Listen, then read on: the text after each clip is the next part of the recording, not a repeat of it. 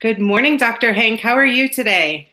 Very good, thank you. I appreciate having the opportunity to speak with you. Oh, I am the one that is fully honored. I just want to introduce this morning Dr. Hank Clemons, who's the founder and CEO of the Society of Emotional Intelligence, which is a professional organization dedicated to bringing emotional intelligence into practice. I was telling him as right before we were recording that I actually got one of the books for my boys who are 20 somethings, and it really helped them. So I encourage you to get the book, and we will link to that down below. He has a new one that is Emotional Intelligence for Everyone. That's right. That was the name of it, which is the Yes, second. it's actually called EQ is for Everyone. EQ is for everyone. So thank you so much for your work in this space. It's so needed, especially now with everything and the fallout that we have going on with COVID-19 and people not really understanding how to respond, especially in our space here in education. So thank you for your work. But today we just wanted to ask you, tell us in your experience, what does Black History Month mean to you? Wow, that's a real tall order. Uh, what does Black History Month mean to me? Uh, if I address that by saying what it means to me, and I hope it means the same to everyone, and that it's an opportunity. It's really an opportunity to focus on the accomplishments of Blacks or African Americans or people of color. And I hesitate to use the term Black or African American or people of color because it's about really anyone making history, whether it's his story or her story. I think it's an opportunity for it to be, recognized. And so I'm for Black History Month. As a matter of fact, when I think about it, I always go way back, and I use the term way back to when I was in high school and we were celebrating Black History Month, and we were looking at people's pictures in the books, and I thought, wow, they made some really great contribution, or they've done this, or they've done that. Never thinking that at one point or some point in my life, I would be one of those people that someone would be saying, wow, he did this or he did that. Now, perhaps what I've done is will not be as memorable as some of the people that have made major contributions. And one of the people that have made a major contribution happens to be my namesake, Hank Aaron. Uh, and I call out Hank Aaron's name only because I too was born in Mobile, Alabama, and the fact is that his folks didn't live too far from where my folks lived. And so from time to time, people would call me Hammering Hank, and I go, oh no, you're talking about Hank Aaron. I'm just little Hank. But that's a sidebar. But I share that only because when we're talking about Black History Month, it's the fact that it's an opportunity to acknowledge and just talk about people that have made some significant contribution. Now, as for me, um, what I would like to think, hope that happens as I grow older and students or whoever read about me, they will see that my space or where I made some contribution is in the field of emotional intelligence. One, because I think that's an area that we, as African Americans or Blacks, have not really paid as much attention to as we should, primarily because talking about our feelings or our emotions is just not something that we feel that comfortable doing. Why? Well, because perhaps the way that we were born, the way that we were raised, we were encouraged to not necessarily hold everything in, but to be able to manage or deal with those things without expressing them so much.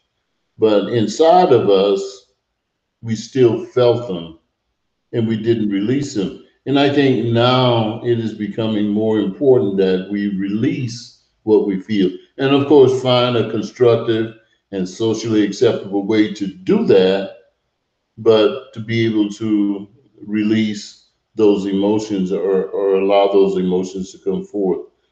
And particularly in the workplace. Now, I use the workplace when I say particularly the workplace, but it really has to start in the school systems, because in the school systems is where we discourage kids or discourage the youth from expressing what they're feeling, because most school systems are set up in such a way that it is raise your hand, speak when spoken to, and so forth. Now, you do need to have some structure, and I'm not advocating not having structure. I'm just saying having an opportunity, a way for the kids or young adults to express their emotions will allow them as they get older and more mature to be able to do that in a socially acceptable way also.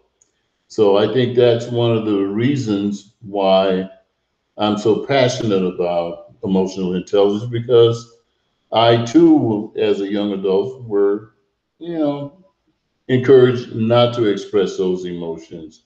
And as I got older, I found that I had them still here and I needed to do something with them. And of course, I found ways to express them that were socially acceptable. But in doing so, it just reminded me the school is probably where it needed to start. So, with that in mind, the Society of Emotional Intelligence is really open to anyone at any age level, any age group, and we are working with organizations like TRIO, uh, which is sort of high school, early college years for kids. We are doing some things with young adults through Rotary Interact, and Rotary is a sort of a community organization, but they also have kids that's a part of it, and a part of it is what is called Interact, and it's done in high schools. So later this week, I'm going to be speaking with an Interact group, just sharing some information about myself and around emotional intelligence. So when we ask the question, what does Black history mean to me? Well, it just means that it's an opportunity to share history that has been built, developed, or carved out by those maybe termed African Americans, or anyone that's of color. And I just hate using the term African American meaning people of color, because, again, as I said early on, I think Black History Month should involve everyone, not just people of color or African Americans in particular. Anyway, I know I'm going on and on and on, and I was asked to just share some information, uh, and I'll just give maybe a 30-second about me. I grew up in Mobile, Alabama, went to the Navy because I couldn't afford to go to college at that time. So from there, got out of the Navy. That's when I made use of what is called the GI Bill, started a community college like a lot of people do. From community college, I was able to then transfer into a four-year institution. From a four-year institution, I says, geez, uh, all I want to do is get the bachelor's degree. Well, once you get the bachelor's degree, you say things like, well, that wasn't too hard. And then next thing you know, you're getting the master's and you go, well, geez, there's only one thing left, and that's a doctorate. Yes. And then you go out and you see what is involved in getting that and you work through that. So that was pretty much the process. Now, it didn't happen in 1 year, 5 years, 10 years. It probably took about 20 plus years to get through all of those things. But I thought that it was something that I wanted to do, because the teachers I had at the high school level, they were all very supportive of doing that. And I remember that, and I said, when I get to be an adult, I'm going to go for those things. So that's just a little bit about me, a little bit about the Society of Emotional Intelligence, and a little bit about the book, EQ is for Everyone. And if you're interested in getting a copy, you can certainly get a copy through Amazon.com or Book Locker. And I think there'll be a link at the bottom of the screen here that will allow you to be able to click on that link. It'll take you over there. So for those of you that are looking at and listening to this clip, I really hope that you have a wonderful Black History Month. Acknowledge it, celebrate it, and find ways to share it with others. Thank you. Thank you so much, Dr. Hank. And we so appreciate all of the work that you've put in over the years for emotional intelligence. Thank you so much for allowing minorities to find their voice after reading your book, and anyone that reads your book, but particularly this month, focusing on minorities, including the ones that I've raised. I appreciate you helping them find their voice.